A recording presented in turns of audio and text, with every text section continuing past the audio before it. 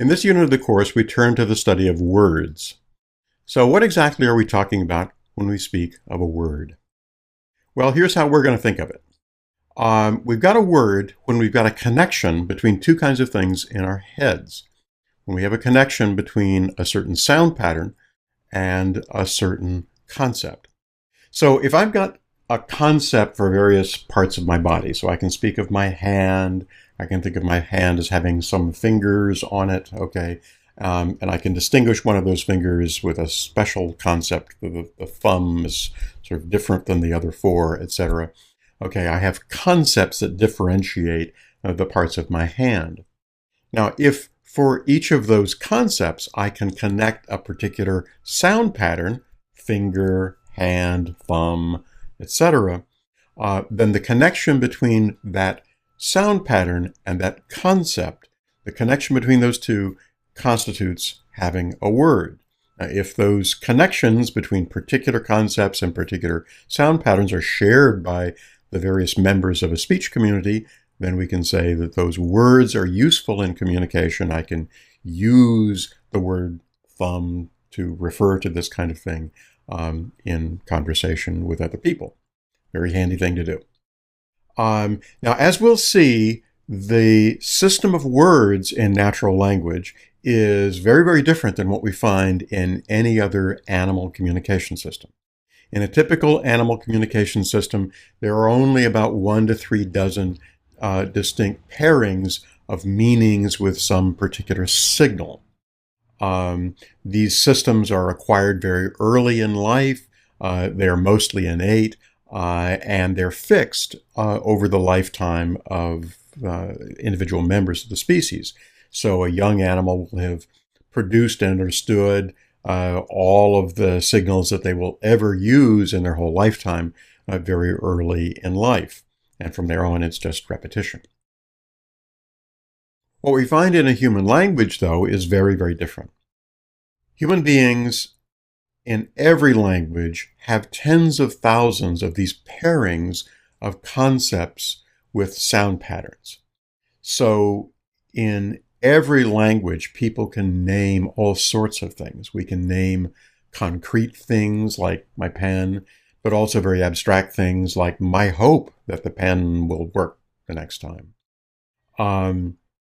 We can name actions like Jane walked home, but we can also use these word forms, or have word forms that indicate very abstract relationships, like Jane resembles her sister.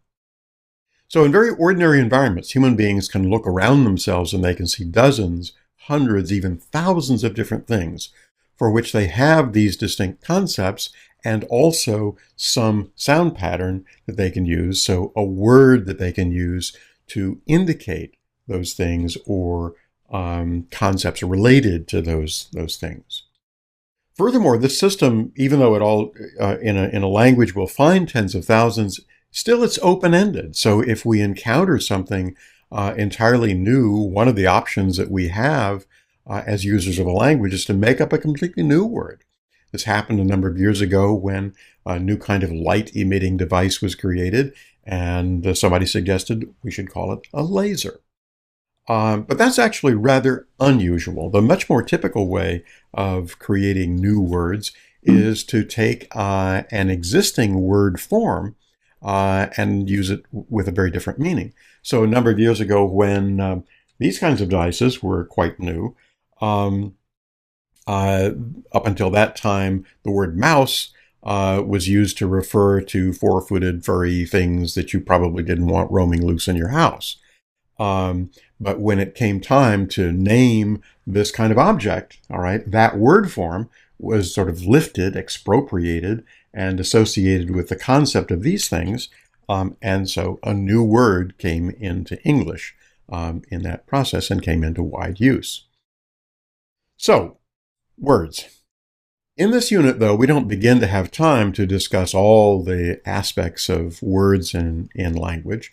We're going to focus on just two crucial aspects. One is the process of recombining these meaningful units to create new ones. So the kind of thing that we do when we take a verb like wash, we add able to it and we get the adjective washable, where the meaning of washable is largely derived from the meaning of wash. The other process we're going to look at is a process by which word forms are changed in a way to mark the role that various elements in a sentence play in relation to each other. So in a sentence like, the boys walk to the store, the verb has a very particular form, walk, that is determined by the fact that I'm talking about several boys. The boys walk to the store. If I say the boy, I don't say walk anymore. I say walks. The boy walks to the store. So the verb form is alternating between those two, walk, walks, in order to indicate or reflect the number property of the subject of the sentence. That kind of thing occurs all over the world. It results from rules. We can see this really clearly because children pick up these rules very early, and even when they're confronted with a completely new verb, say, that they've never encountered before, they'll put it in the right form using rules of this sort. So, with that, we turn to the study of morphology, words in human language.